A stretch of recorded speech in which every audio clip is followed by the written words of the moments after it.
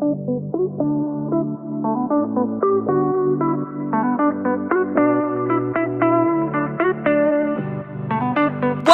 to the Soulfire Podcast, where every day we talk about real life, real shit, real raw. On this show, you can expect us to dive deep into topics like marriage, parenting, money, business, feeling like you want to give up, fighting for yourself, just straight soul healing. This podcast is all about life.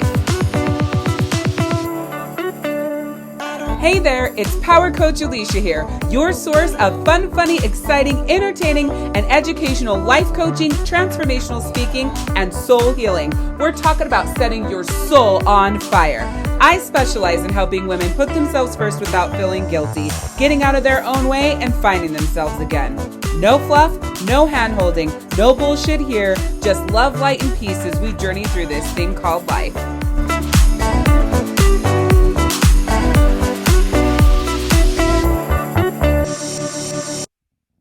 In today's episode of the Soulfire Podcast, I wanted to share with you a training that I did in my Soul Tribe community, all about releasing the pressure that other people put on you, the pressure you put on yourself, and the pressures that are there that you don't even realize are there. And the reason why I felt like this would be a great episode for the podcast is because my awesome husband came in and gave his perspective and just, helped with some of the different things from his side and his journey. And I just feel like it was such an unbelievable session that I could not put it on the podcast. So without further ado, here's New Year, not New You, how to release the pressure. Hello and welcome to your weekly Soul Tribe session. It's February and our theme for February is New Year, not New You. Okay. And today we're talking all about releasing the pressure. So let me get the text message sent out and then we are going to get rocking and rolling. So again, today is all about releasing the pressure. February is all about New Year, not New You. So I'm going to first explain what New Year, not New You means, and then we'll get into today's subject. Okay. Text message is almost sent. If you're not on our text message reminder list, you should absolutely be, because it makes it to where you get that text reminder as soon. Hold on.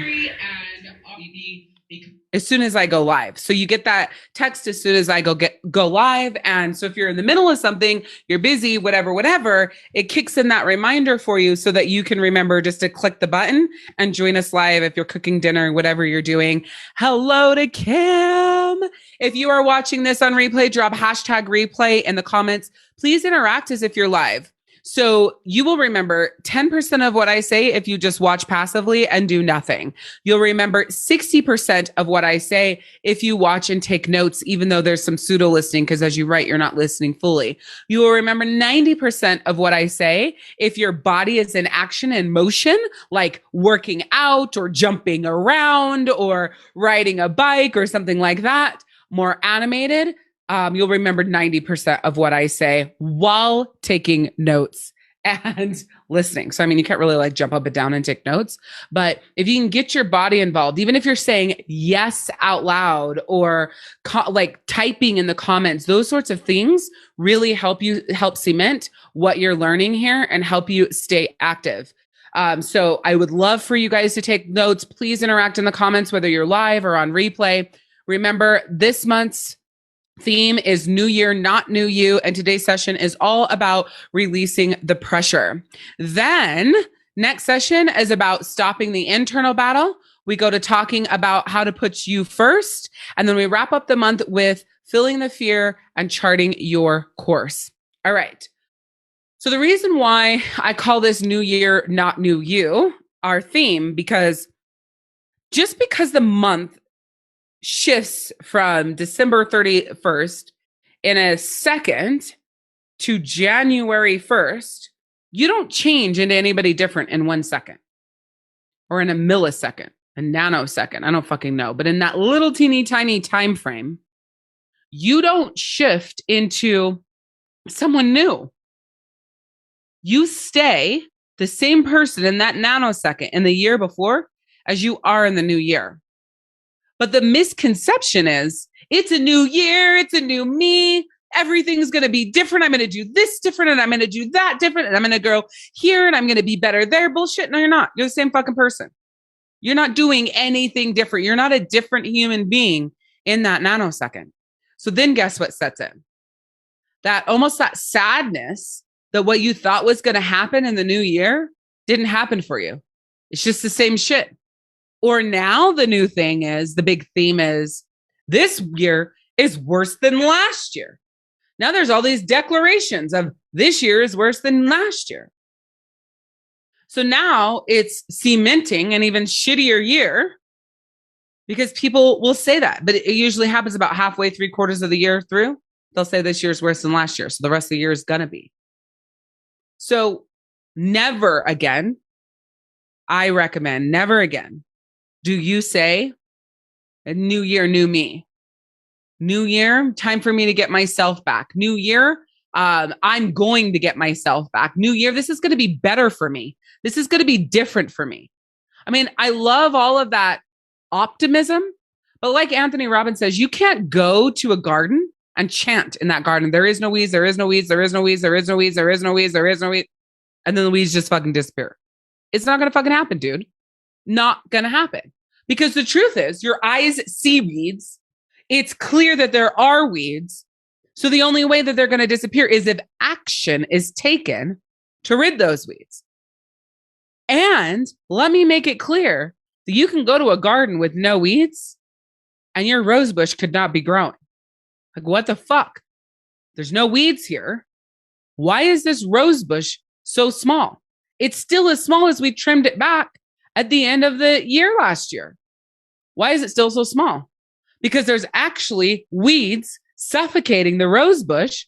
They're called bindweeds, I think, suffocating the rose bush that you can't see. So when you say in a new year that you're going to be a new you and things are going to be different and you bank on that, you can clearly see there's no weeds. But if you didn't do the work, ain't shit going to change.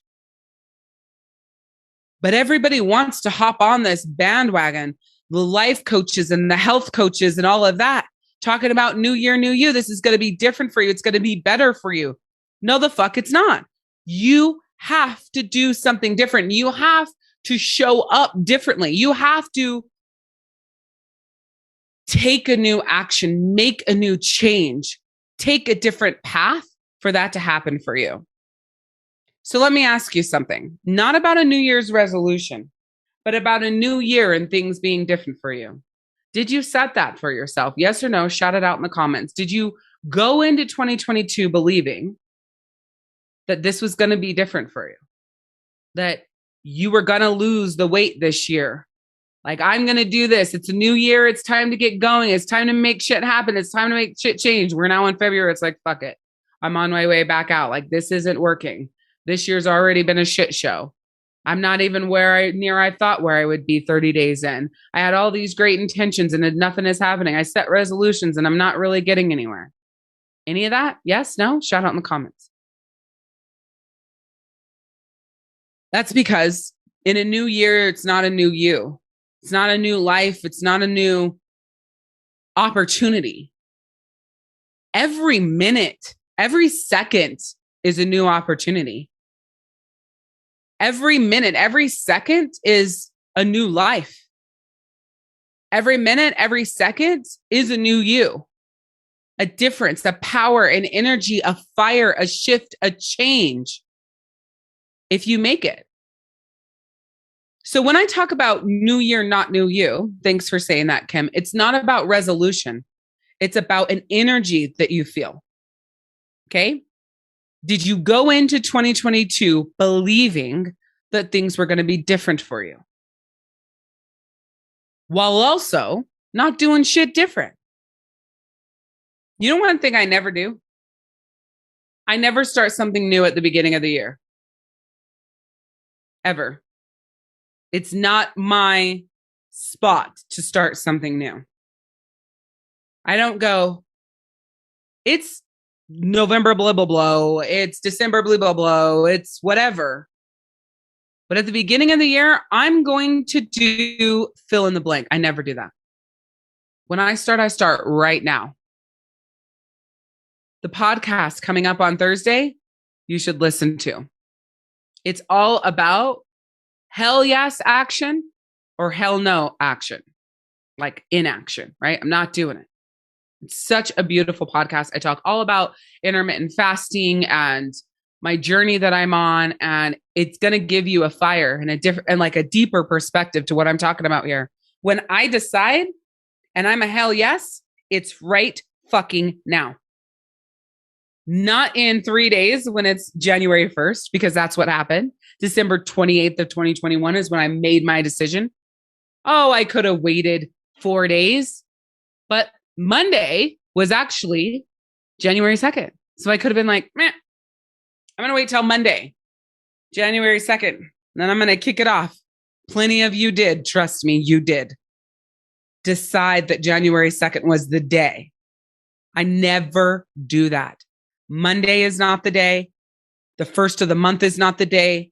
The new year is not the day. When I'm a hell yes, it's right fucking now. When I'm a hell no, I'm not fucking doing it. And there is no middle ground for me. There should be no middle ground for you, because that's where overwhelm and exhaustion and confusion and analysis paralysis happen, is between the hell yes and the hell no.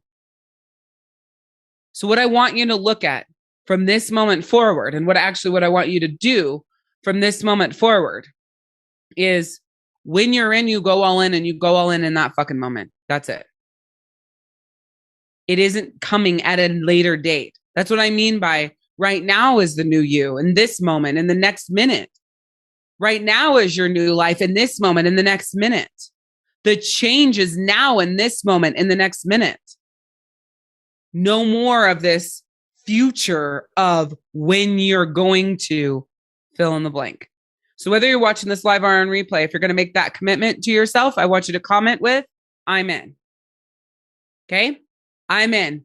Fast decisions, hell yes, hell no. And if I'm a hell yes, I'm moving forward. I'm moving forward right now in this moment, in this minute, to change my life, to change myself, to make things different. That's what you're talking about. I'm in on. If you're not in on that, then keep going the way you're going, right? Keep doing whatever the hell you're doing. That's totally up to you. But I'm in energy will change your life. It will. Because I can tell you, when I shifted into the middle ground between hell yes and hell no, it brought me down, down, down, down, down. Because I was constantly stuck in overthinking and what am I going to do and how am I going to get there and like what's my path and how do I want to do it? Is what I really want to do? Can I really afford it? Can I not really afford it? Am I really going? Am I not really going? Should we really do it? Should we not? It's so exhausting. I know that you can agree with that. So in today's theme of New Year, Not New You, we're talking about releasing the pressure. All right. And in the 3 areas we're talking about releasing the pressure is releasing the pressure you put on yourself, releasing the pressure that other people put on you, and releasing the pressure that you don't even realize is there.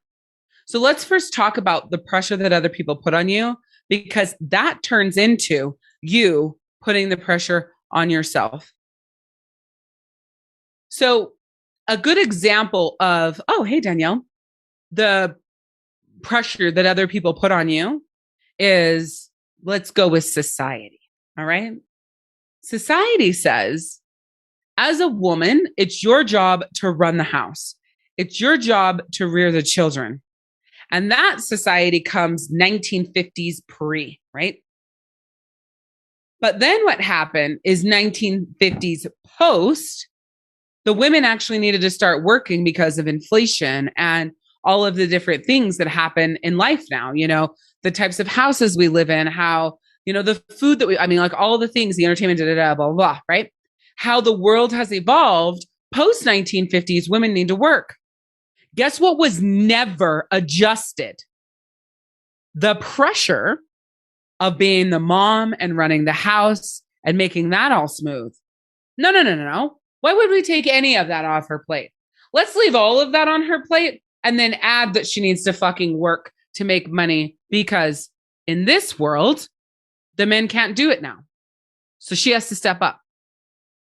So the pressure that other people put on you in this example is the best mom, the best wife, and running the fucking house while working a full-time job. Yes? Shout out in the comments. Do you guys understand this? Does this connect with you? Just let me know you guys are awake and paying attention, right? So then you move forward operating that way. It's my job to run the house. It's my job to be the best mom. It's my job to be the best wife and bring in full-time income. Hey, Angie. So then pressure. Well, what fucking happens if one of them falls through the cracks? What if you're not the best wife? Guess what you do? Beat yourself up. Or maybe you're with a partner who's fucking old school and needs his ass kicked a little bit to realize that we don't live pre-1950s. Like, I have a fucking job, so you need to step up around the house as well. And then that's something I want to talk about. So we're going to jump into pressure you put on yourself, and then I want to jump back into this. So then you say the worst possible thing you can say to me. It like will send me through the roof. And that is, he works so hard, Alicia, you have no idea. He works overtime. He works 6 days a week. There is no way that he could help around the house when he works so hard. Hold on. So because he works 6 days a week and that isn't cutting it, you have to work a full-time job and do everything else because he's fucking tired? No. That's pressure you put on yourself. That's where you say, well, I just think that, no, bullshit. What can he help with? Where can he step up? How can he take off your load? That's still like a fucking 90-10. Even though he's working 6 days a week, it doesn't matter. It's still a 90-10. And I'm not saying it's got to be 50-50. But the challenge with that is you have an unrealistic expectation of yourself to perform in that light because he's doing one fucking job and you have 15. How the hell are you going to sustain that? Answer, you're not. You're going to contact me and I'm going to have to help pull you through it. That's why I'm in business, right? Because you decide you're going to operate that way and then you find out that you can't do it and you feel like a failure. You're a failure as a mom. You're a failure as a wife. You're a failure as a household. You're struggling with staying at your job because you can't stand it and it's exhausting and it's overwhelming. So you come to me and you say, how do I do it all? Quick answer, you don't. What do you mean? You don't do it all. He has to step the fuck up. You got to relinquish control. I don't know what that looks like, but it's got to look like more than just fucking going to work and coming home. I can tell you that for him.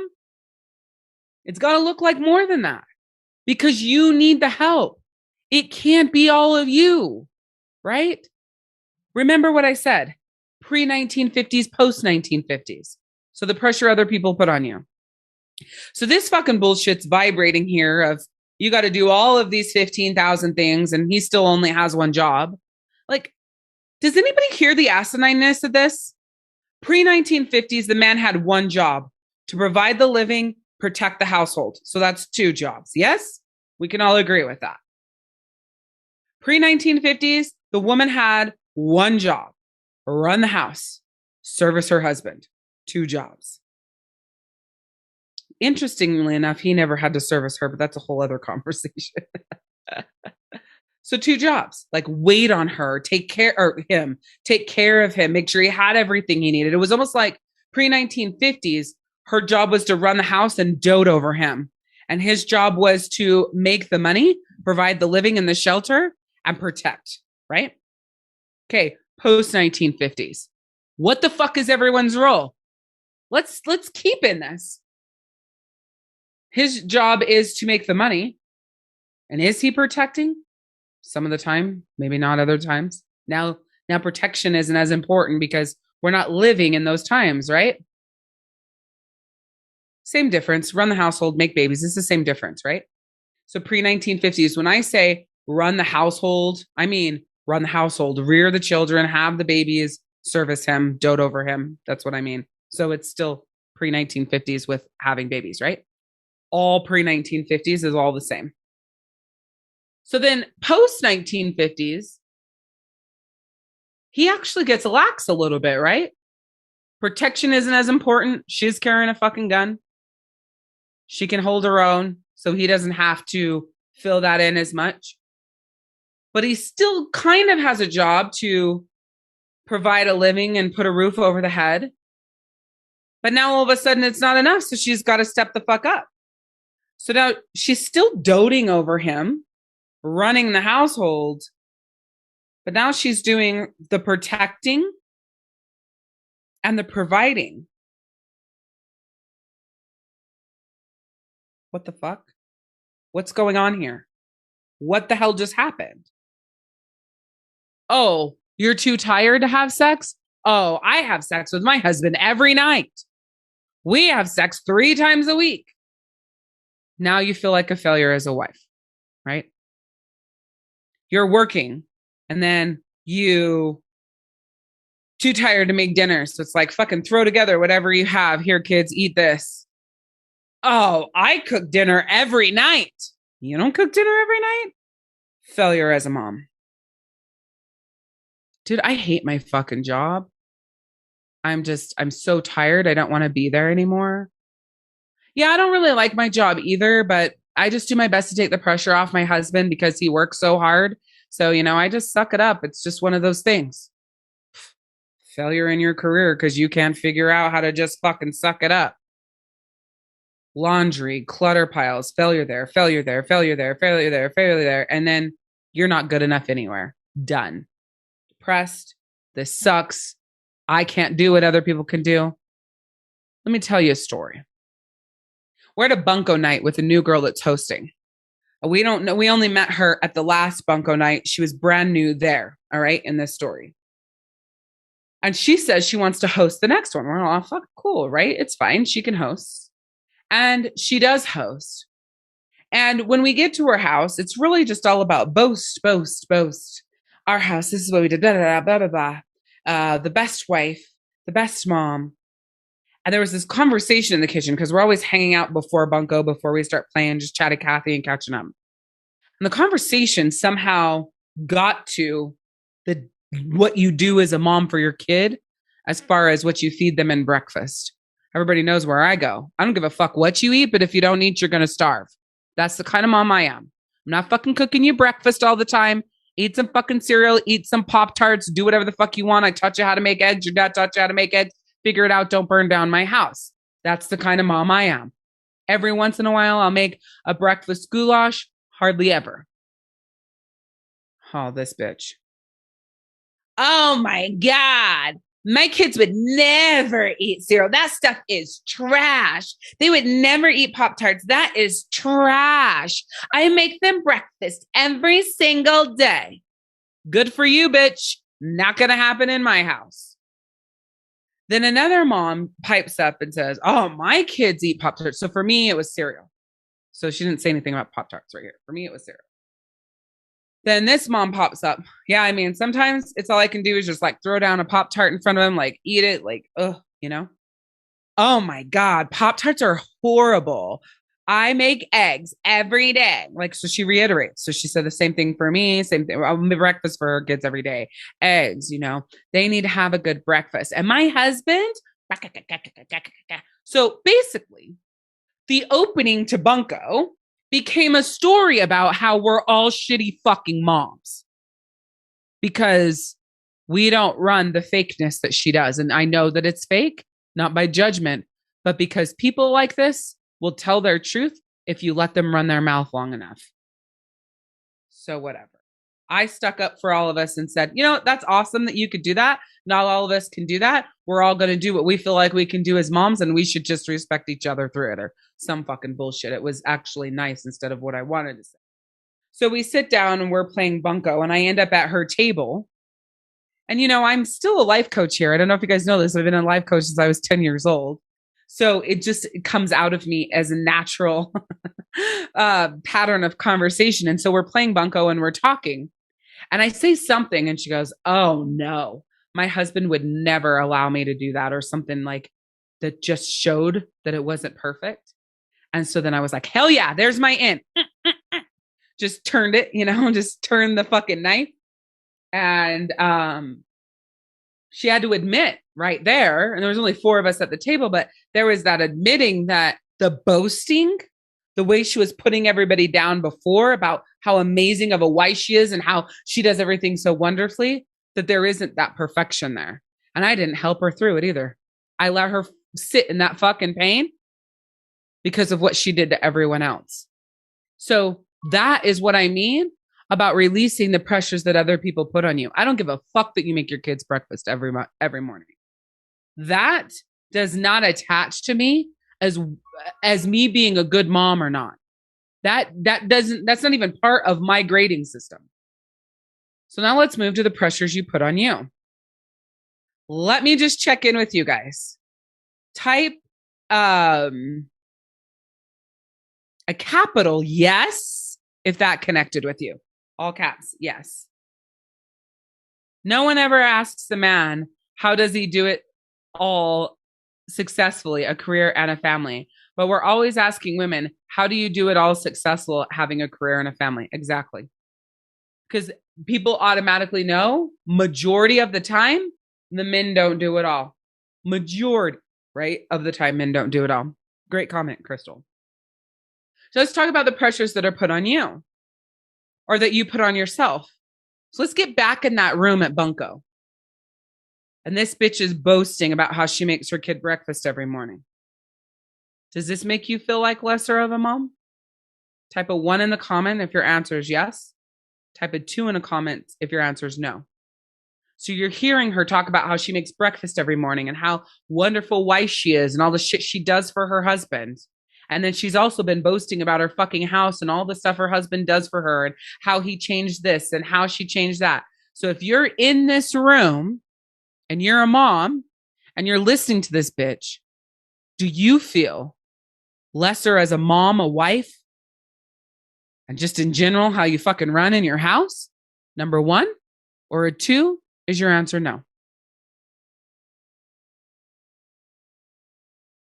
For most of the moms in the room, it made them feel bad. For me, it didn't make me feel bad. And here's why. Remember this. I teach this all the time. Know your truth. Know your truth. This is how you end up putting the pressure on yourself. A situation like what I just explained happens. And then you go off thinking, fuck, should I be making them breakfast every day? I mean, I know they're eating processed shit. Am I killing my kid? Am I being a bad mom? Listen, my mom used to sit out underneath the fucking sun with aluminum foil on a goddamn thingamajig to get a tan. At every turn of history, people have been doing something or taking actions that was really fucking bad for them. We can all agree with that. Whether it's processed food, fast food, sitting under the sun with aluminum foil to get the tan. Remember the reflection? Is everybody with me on that? Yeah. Who fucking cares? We're all going to do whatever the hell it is that we do. And that is what we're going to be doing. So the question is, what is your truth? I don't define myself as a good or bad mom on whether or not I make them breakfast every day. Never. I mean, there was a moment, not that situation. There was a moment a long time ago. We went to visit my friend in Daytona, Florida. And she was talking about how she made breakfast for her kid, eggs for her kids every morning. Sick, exhausted, nothing left to give. She's going to get up and make them eggs before they go to school. And I remember thinking, shit, should I be doing that? Well, fuck that. I'm not getting up to make them fucking eggs before anything. And at this point, I think I had a 2 and a 5-year-old. So they're still young, not going to school, but I'm not doing it. And I had made the decision that didn't define whether or not I was a good or bad mom. Listen up. Now is the perfect time for you to clear your mind clutter. Does this sound familiar? You don't take action because of fear. You edit who you are to make people happy or comfortable. You allow your mean girl voice to talk shit and bring you down, and you get triggered and then retreat because you feel depressed. It is now your time to get unstuck, break free of the depression holding you back, feel the fear that comes up for you, but to go for it anyways. In my upcoming Clear Your Mind Clutter Bootcamp, you're going to learn how to take forward action even when you're scared and to live life unapologetically you by showing up as who you are. Change your mean girl voice from stopping you and holding you back to propelling you forward, stepping into your power, and up-leveling you and your life. Plus, shifting you from allowing those things that trigger you and making you want to retreat to fighting for yourself and never giving up on you or losing you again. If that sounds like what you're looking for and you're ready to shift from how things have felt to where you want them to be, it's time for you to join me in my Clear Your Mind Clutter Bootcamp. All you got to do is go to clearmind.soulhealingzone.com. Again, that's clearmind.soulhealingzone.com to get signed up. If you guys watched my Soul Tribe session last week, you'll hear where my truth is. It made me cry in Soul Tribe session last week. You guys remember that, right? Where I was talking about the time I missed with them, or I feel I missed with them. Let me rephrase. The time I feel I missed with them. I get moments with my kids all day, every day. Right before I got on this live, I had a moment with my oldest. And I've been having these moments with them their entire lives. Those moments that most people miss because they have a day job. But last week I cried in Soul Tribe session because I felt like I missed out on time with them, right? So my definition, not necessarily of a bad mom, but where I feel sad and like missing out, where I feel a disconnect was time. There wasn't non-negotiable time with my children. Somebody didn't give me that. I feel that way. That's my truth. That's my pressure that I put on me. But at the time, the pressure that I'm putting on me is the time I didn't spend.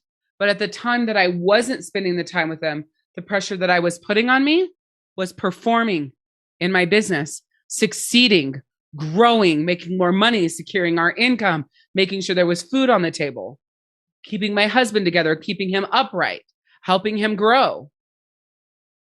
That was where the pressure was on me at the time.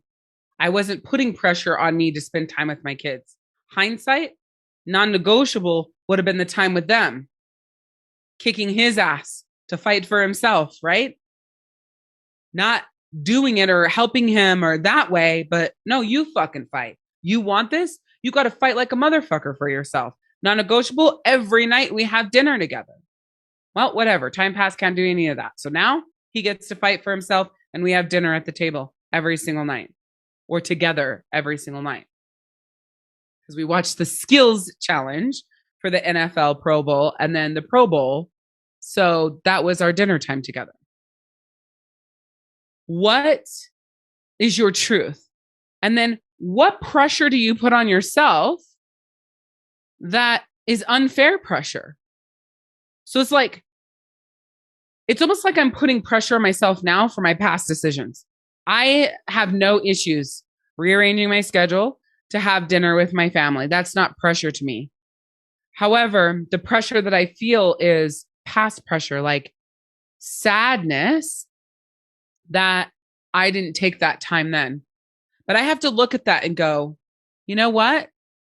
That isn't true for you. You did your best in what you had to give, and you've got to release that. So what's your truth now? We have dinner at the table every night. However, Monday through Thursday, I don't see much of my kids. I mean, I see them, right, in those little chunks of time, but we don't hang out. We don't spend time together. There's not usually board games. We don't have a lot of that because my work schedule is Monday through Thursday, and I'm pretty tight. That's where I get all my fucking shit done. So Friday, Saturday, Sunday, I'm free. I'm at Ronan's basketball games. I'm there when his heart is breaking. We are going out on date night. We went to the high school basketball game, and I am not thinking about work. I am not fucking worried about work. I don't give a shit what my business is doing on those 3 days most of the time. As a recovering workaholic, though, shit, I used to have my phone glued to me. I was always fucking checking who has questions, what's going on, what does my team need? I don't give a shit now. Whatever it is, it's going to have to be fixed on Monday. Maybe once or twice I'll check in the weekend, but it's not urgent. It's just like, I'm not doing anything. Let's see what's going on. Difference. That's the difference in energy. So what is pressure that you put on yourself that's fucking ridiculous? Not like good things. So look at it. What's a pressure? Why don't you guys shout it out in the comments? What's a pressure that you put on yourself right now? So we started out with pre-1950s, post-1950s, which were post-1950s. Yet the pressure that was put on you pre-1950s, even though most of us weren't born, some of us were, it's now on you now, and it's because you allow it to be. So you put it on yourself. It actually wasn't put on you by other people. But what are some pressures that are put on you by other people? Some of you have a partner who puts pressures on you that are not theirs to put on you. But you're not speaking up. You're not owning your power in that because you don't want to lose them or you don't want to rock the boat. I don't know if this is just age, but I've hit this fucking point in my life that I'm not going to be disrespected. If I respect your time, your space, and your things in my house, you're going to fucking respect my time, my space, and my things. And if you don't, you're going to hear about it. And if you hearing about it doesn't change that, then you're not going to have me anymore because I'm not going to give you the respect for your time, space, and things and have you disrespecting me. There comes a point in life where the scales are tipped on that fear of losing someone because you speak up or because you have these standards for yourself or because you're speaking up to release this pressure. If you're not willing to, or if you are unable, I think the better word is most of you are willing, but it's the inability to run or work a full-time job, run the entire house, be a good mom and be a good wife because you're exhausted. You don't have the ability to do all of those things. Then you're going to have the conversation of, I'm not fucking doing this anymore. You have got to step up or I'm out. Because if I don't, I'm going to literally implode. I need this help. I need this support. This is literally life or death for me. That person has got to fucking step up. Or what I say is they either step up or step out. And you are going to have to deal with the grieving process of losing that person.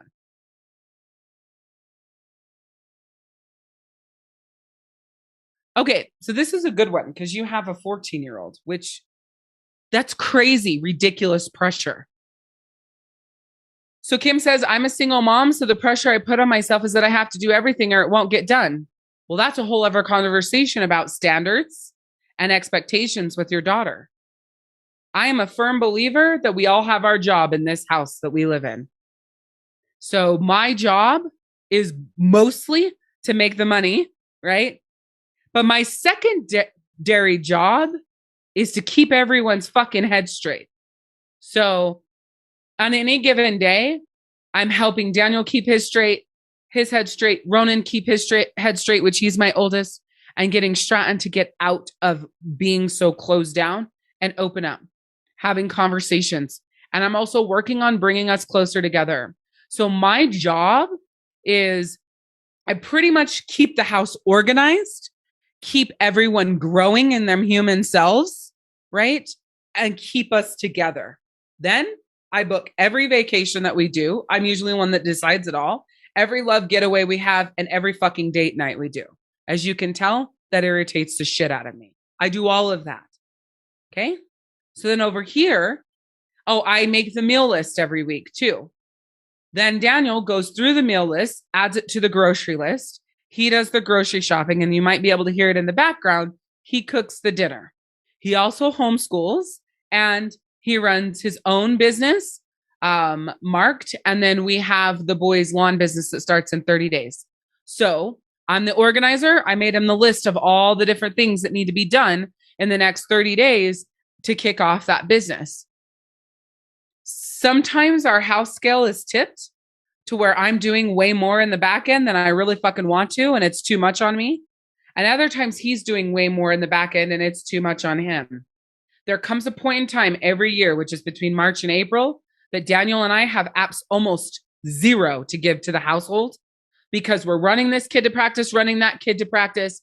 Daniel's usually coaching one of the kids. I'm full blown in coaching and my schedule that I have. So in those moments, there's nobody that can do anything. House assistant. We hire the person. That's where you would say, well, I don't really have the money for that. Maybe you do, maybe you don't. That's a whole other coaching session. That's where we bring in a house assistant. But my boys, they have daily chores every fucking day. Their chores are 10 minutes a day that they have to do. And 1 day a week, they deep clean the house.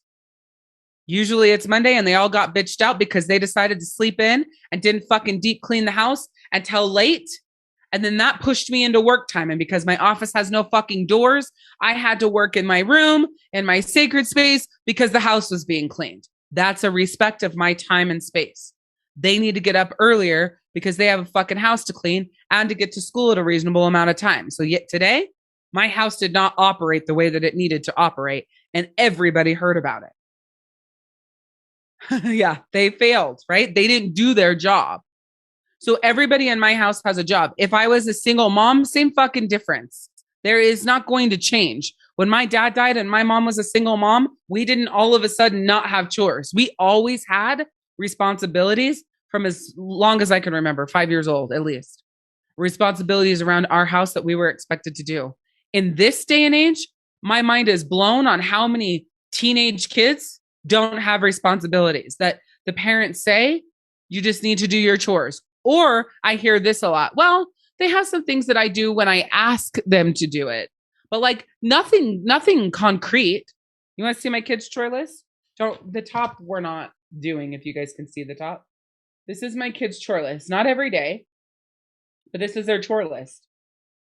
And in the summer, they have more chores. Daniel helps sometimes. I don't help usually ever. Sometimes I'll wipe off the kitchen counters. On Sundays when we're watching shows, I'll clean up after them. But for the most part, I don't do their job. Some people say, well, I can't make my kids my slave.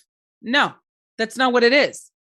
The slave would be, I sit around on my ass, sipping fucking lemonade, floating in the goddamn pool, while Daniel works his ass off and the kids run my life. Like, run the house, do everything around the house. There is harmonization in our house. It's not all on Daniel. It's not all on me. It's not all on the kids. Everybody has their job. The biggest mistake that I see households making is the woman puts it all on her. I don't give a shit if you're a single mom or married. She puts it all on her. It's the same problem. So one thing I will say, not just for Kim, but for everyone, don't mistake a single mom for meaning it's all on you. It's not. Single moms have this I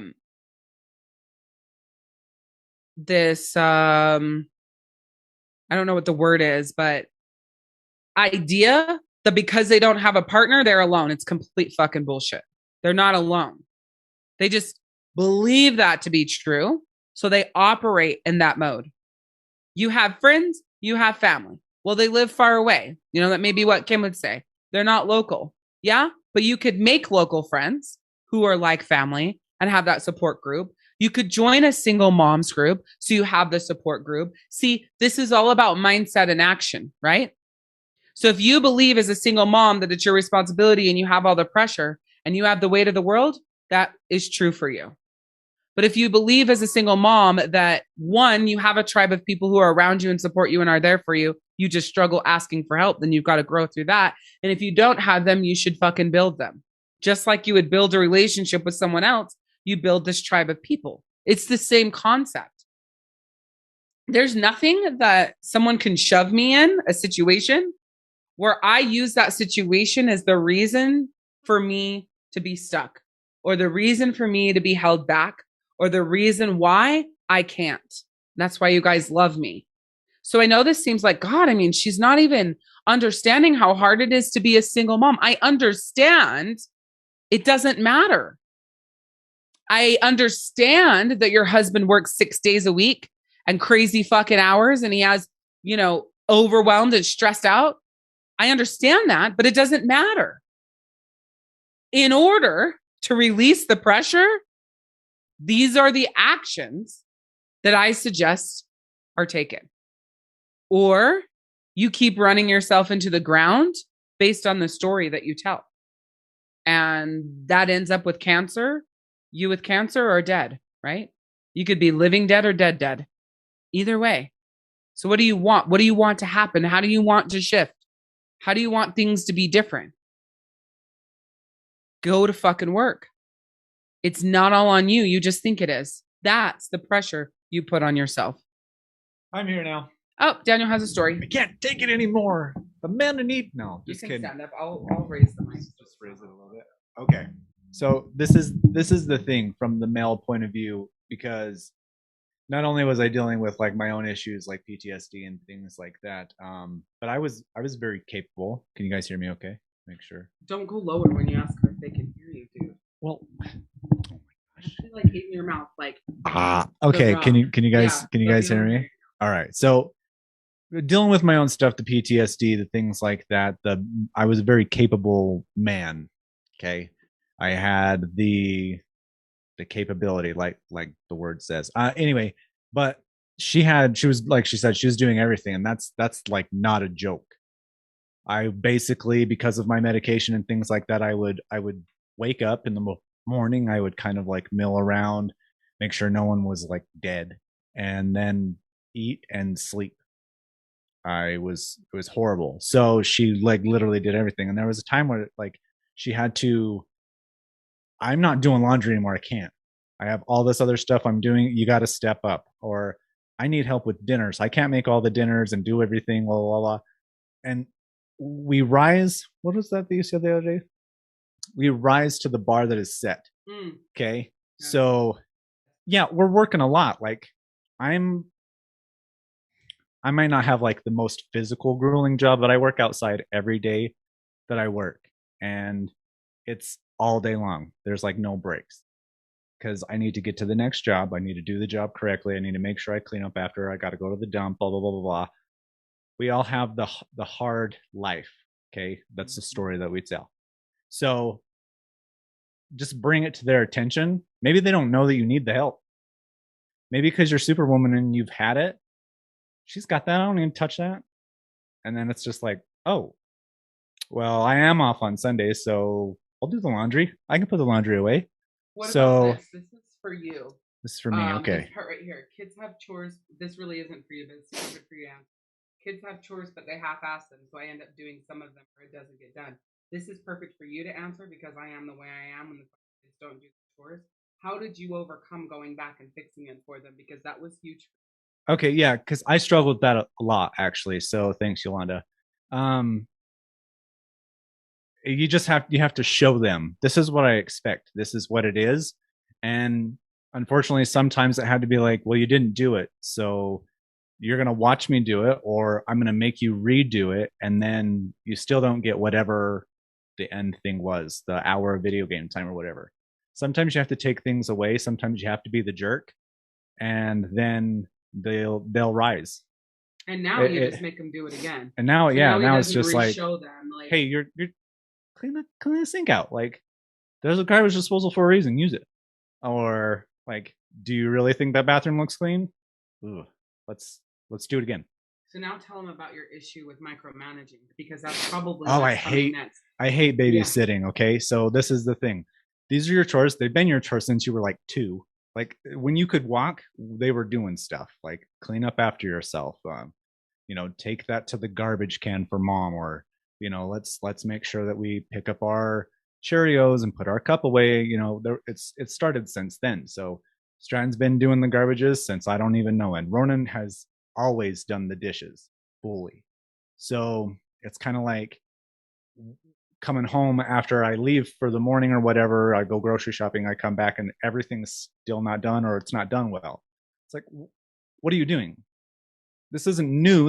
I didn't just like put this on your lap this morning and walked out the door. Like, what you're supposed to do. Do it. How did you stop doing it for them? Because you used to be like Yolanda. When you would come home and they would half-ass it, or it wouldn't be done because you didn't micromanage, you would just do it. And then I'd be like, Yeah, no, yeah, you I can't. would just So get how did you irritated into shift? it. So Yeah, from I just, to be honest, that's where I also kind of failed. To be just to be honest with myself, mostly they would it would frustrate Alicia, and then it was kind of like I kind of used her as a tool where you're pissing your mom off, and then I'm getting in trouble for the fact that you're not doing your job. Do your job. Save me the effort. I always have your back. I don't know why you're throwing me under the bus like this. If you're single and that's kind of the problem still, it's I'm sorry. Now you don't get X. Show me how you're supposed to do that. Make it's like what I do at school. I show them like 4 or 5 times how to do a problem. Then I have them tell me kind of how to do the problem, and then I make them show me how to do the problem. So it's the, each one teach one, whatever, type of a deal. So it's like, okay, how is this thing supposed to look when you're done? Stand there. I know it's probably digging into your day and you have a lot of stuff that you need to do, but until it's done, you don't get whatever it is. kind Sorry. of like training a dog, like kennel training. Yeah. So my mom's a dog trainer. I've been training need this dogs back since on? I was 12 years old. Stay right here though, because I want you to chime in here if you have anything to say. Okay. It's like training a dog for kennel training, right? When it's a puppy, you put it in the kennel and it's like yiping and acting like a fucking fool. The first thing you want to do is take the dog out of the kennel, right? When you take the dog out of the kennel, you're training the dog that anytime it cries in the kennel, you're going to let him out. So it will cry. So the dog's training you, basically. So it'll cry and you let him out. Same thing with the kids and chores. If you have chores that you're having them do and they don't do it right and you go do it for them, they're training you to do their chores for them. Do you not know how brilliant fucking kids are? They will half-ass their chores just so you come and do it right. Yeah, Stratton did that. He was talking about that before. Yeah. If mom's too mad, she'll just come in and do it all. But then they get in trouble. They do get stuff taken away. I'm the mean one. He's the nice one. And so he had to learn to bring that as part of it. But I do want to say, if you're going in and cleaning it up for him, which Daniel used to, and I did when I got pissed, it's just them training you. Yeah, I also started. If I have to ask you 6 times to clean the damn kitchen, guess what? When you ask me for something, not happening. It's just simple, and I bring it to their attention. Do you really think that I should do that for you if you aren't even willing to do what is expected of you? This is you asking me to run you 15 minutes into town and get you food or run you to your friend's house or whatever the case may be. Sorry, it's not happening. I had to ask you 6 times. Or I had to clean the kitchen for you today because you didn't do it and I needed it done now. That's also some of those things. So I hope that helps. I know that I'm always welcome to come in here, but I definitely like her to shine in because she's way better at it than I am. But from the male's point of view, we will rise.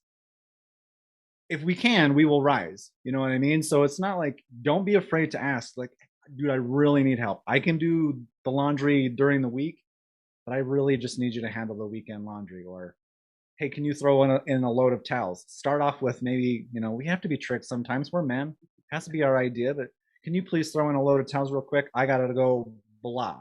And then go do blah, even if it's fake blah. Okay? We'll throw in a load of towels. And then it's just like, hey, do you mind doing the 2?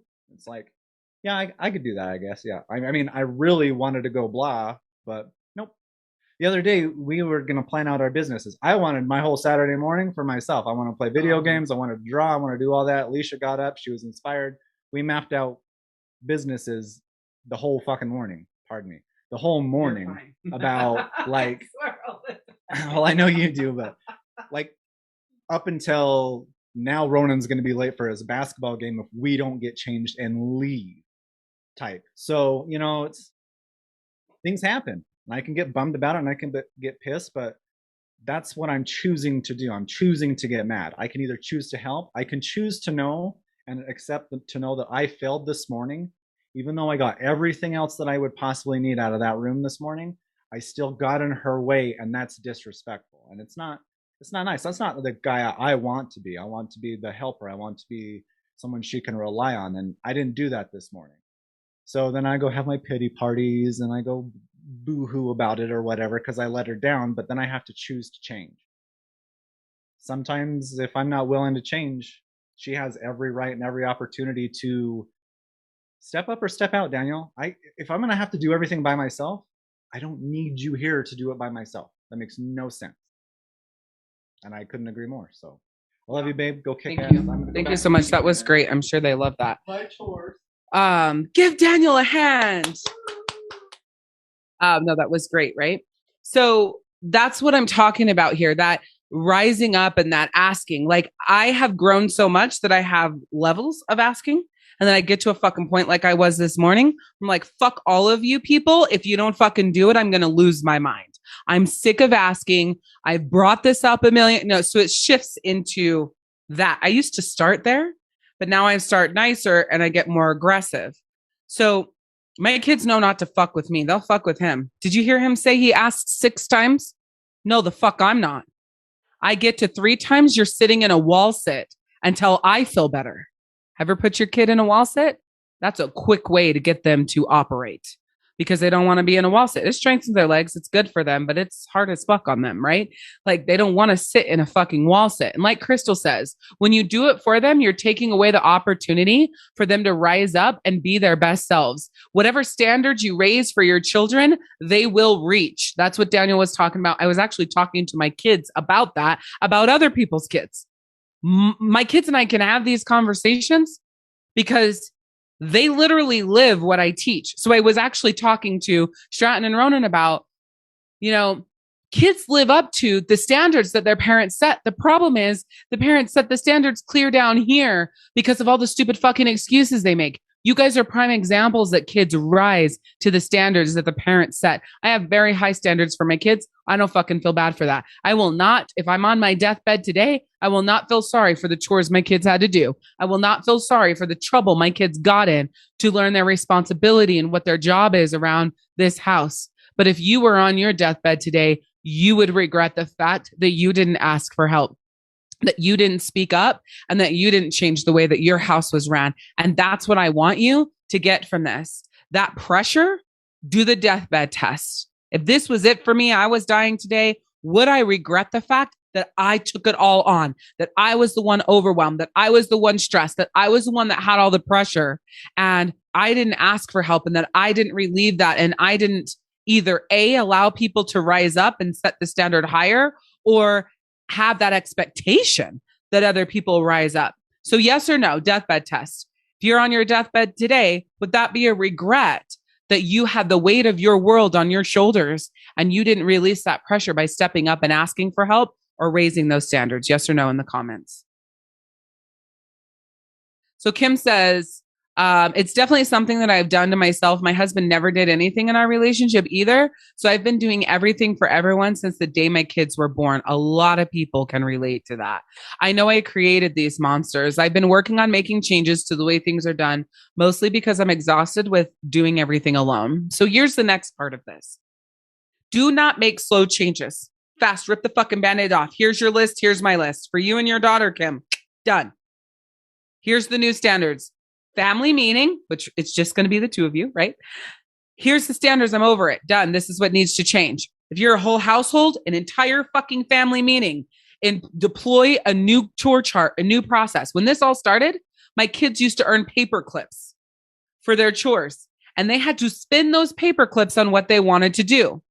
And if they fucked with me, they had to spend paper clips on food. They had to spend the paper clips on pillowcases or pillows. They had to spend paper clips on drinks. They had to spend it on going outside. They had to spend it on sleepovers. If they wanted to fuck around with me, we could get real nitpicky. Or we could just spend paper clips on the extra things you guys want to do, like play video games, extended video game time, extended TV show time, things like that. So there ended up being 2 different chore charts. There was one that was like really nitpicky, so they could see just how much they got. And then there was another one that was more like light for the extra things that they wanted. And the what? Oh, yeah, the values were on the chore chart that I showed you guys. And They hated the paying for the pillow and paying for the bed and paying for the this and paying for the that. Yeah. So stop walking around here acting like the little stuff I do ask you to do is that big of a fucking deal, or I could make you pay for everything. Right. And it really taught them the value in what they did get for what I was actually asking. So Yolanda, in your situation, they may need to pay for their benefits, not bed and pillow and da da da. That was like my kids were in trouble for that. But like video game time, outside time, sleepovers, all of those things, my kids had to pay for. And so they earned their clips by doing chores. And if they wanted extra clips and extra time, then there was an entire other ways to earn category. So on this far side, there's a whole other ways to earn category of all the different things they could do to earn extra clips. Daniel hated managing this system, so he quit once he came back from home and stopped doing the tattoo apprenticeship. He basically ruined my entire system. But when the system was forced, when I was enforcing it, it was beautiful. Everything was done. The kids were showered. They would brush their teeth. They went to bed on time because they got clips for brushing their teeth, getting in the shower, going to bed on time. Why? Because I didn't want to be like, did you brush your teeth? Why aren't you in bed? Why aren't you showered? Da, da, da, da, da. I didn't want the fucking bullshit. So you get a clip for it. You don't do it, you get deducted. So if you don't do it, you pay me. If you do it right the first time, I pay you. And they learned. It's still clunky some days and I lose my shit. But for the most part, now that they're older, they're doing it a little bit or a lot better and a lot more consistently. I would have liked to see this clip chart be used all the way through both of their 11, 12th year. It would have been way better on me if it was used longer. But that goes into Daniel not wanting to micromanage, and that was his job. He's with the kids the majority of the time. I'm working. So it was his job to enforce that. He chose not to. And when he didn't, it created a shit show in our house. So then he'd have to get back on, or he would edit it and it would fuck it all up. So what all I'm saying there with that is find something and stick to it.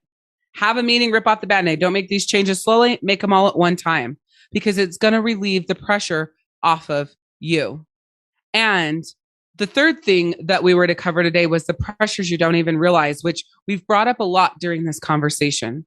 So on a scale from 1 to 10, 1 being like, well, I knew most of this and I didn't really learn something or I didn't get something I could take away. And 10 was like, yes, like this is so clear to me. I know what's missing, what I need to do, and I'm ready to take that action. Where are you at on a scale from 1 to 10? Throw it down in the comments. Thank you guys so much for interacting here and chatting with us. I appreciate it. We always, always, always appreciate and welcome when Daniel comes in and gives his perspective because a lot of times people just think I'm so mean, like, oh my gosh, she's so mean. But a lot of the things that I teach you guys came from the places you guys are in. Like Daniel said, I used to be the one that did it all. And then it was like, fuck this. And I wasn't like him. I didn't do what he suggested. The play games was no fucking games. It's if you don't do the laundry, it's never getting done again. I'm fucking done. By the way, I'm not going to run my business and pack all these orders and ship all these orders and label all these fucking products and coach these hostesses and do all of this shit, take the kids to their fucking play dates and preschool and all this bullshit, plus get dinner ready before I have to leave at a party at 4:30 because traffic sucks. I don't have enough time in the day between 8 a.m. and 4:30 to get all of that shit done while you just go to school. So you need to start cooking fucking dinner because I'm not doing it anymore. It was a complete drop in his lap. If you do it, it's going to get done. If you don't do it, it's not going to get done because I'm not doing it anymore. And I think that's much better than easing into it because the easing into it allows you to keep holding on. Anytime I've ever eased into something in my specific relationship, didn't work. Okay, so not about like asking for help, but just that perspective, Yolanda, of what you're creating, right? It's not, yes, you do need to ask for help, but it's not asking for help. It's telling people in the house what the fuck they need to do. Let me be clear on this for everyone watching this. This is not asking for help. This is the way we operate. Two different things. I'm not asking these guys for fucking help. I'm telling you, this is your job and what you need to fucking do for this house to run. Here's my job, what I am doing for this house to run. Here's Dad's job, what he's doing for this house to run. And look at all the bullshit in the center that you guys don't even see. I don't ask for help. I tell people where they need to show the fuck up. Two different things. Yeah, so I said ask, but I'm stubborn.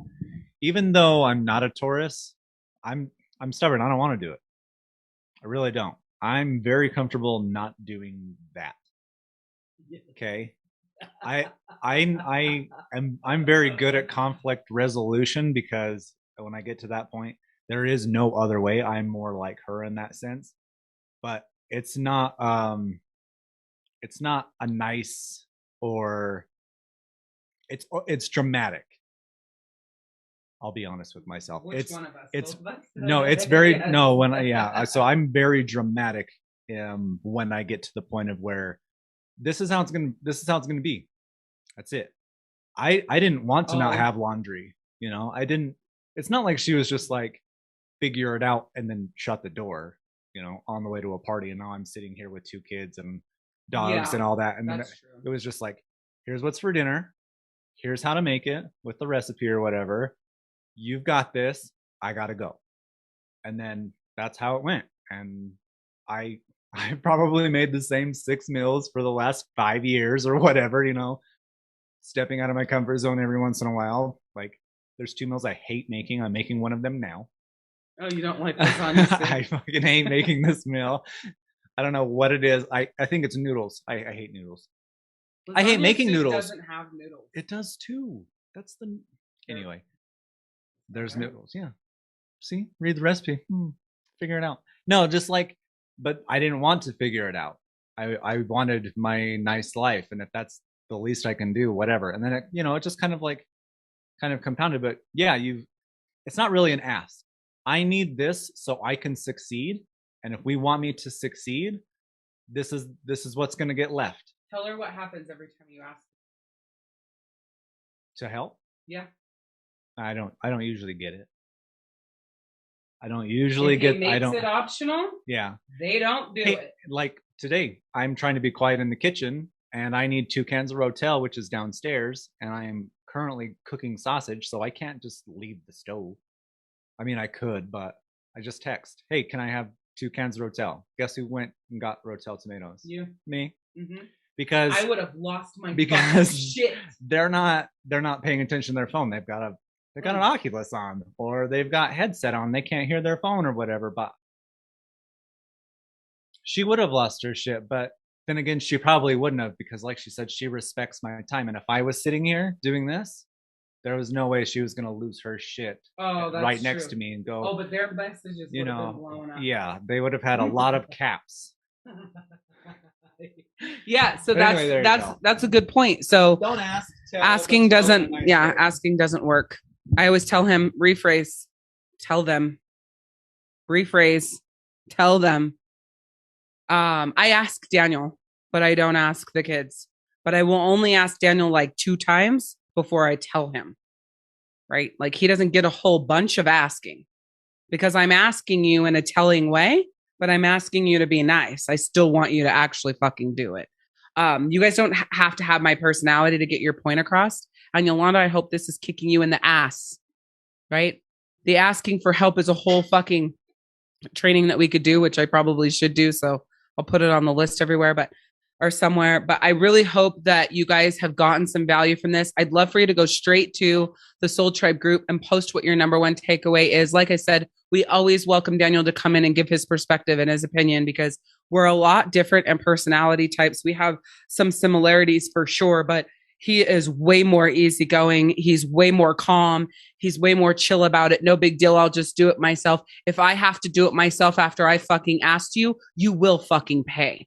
He's more like, I'll just do it myself so I don't have to deal with it. If you can relate to him, hear where he's telling you the mistakes that are made and how it causes issues, right? It still makes it to where he's still doing it, and then the solution isn't there. I don't know. Mine doesn't really cause issues because when I get pissed, everybody listens. So I don't really, I don't really know how that goes, but if I'm upset, my family listens, but I have already asked. More than likely you guys have asked too. So it's time to release some of this pressure off of you. Like I said, I hope you loved this session. I do have my free masterclass coming up, how get unstuck, how to put yourself first without feeling guilty. It's next Tuesday at 8 p.m. Eastern. If you are not registered for that and you'd love the link for that, please type unstuck in the comments and we will make sure that you get that link. I am so grateful that you guys joined me here. We have a lot of Fab Sauce stuff going on all month long here as part of our Sessions for the New Year, Not New You series, because that's our theme for the month of February. So check the event section out. Make sure that you mark going to those. Make sure you get on the text list so you get the reminder for when I go live. And as I always say, remember to say yes to yourself more than you say yes to other people. It's always about progress, not perfection. And to give yourself some grace. We will see you guys next time. Bye. Thank you so much for listening to the Soul Fire podcast. I truly appreciate you taking out your time to be here. I would love it if you would subscribe and share. And at the end of each episode, head over to community.soulhealingzone.com. Again, that's community.soulhealingzone.com and share with me, what was your number one takeaway? What really connected with you? What got your fire lit? What was something that you absolutely loved about this episode? I cannot wait to continue creating more episodes with you, connecting with you, and helping you through this journey on this thing called life. I'll see you later.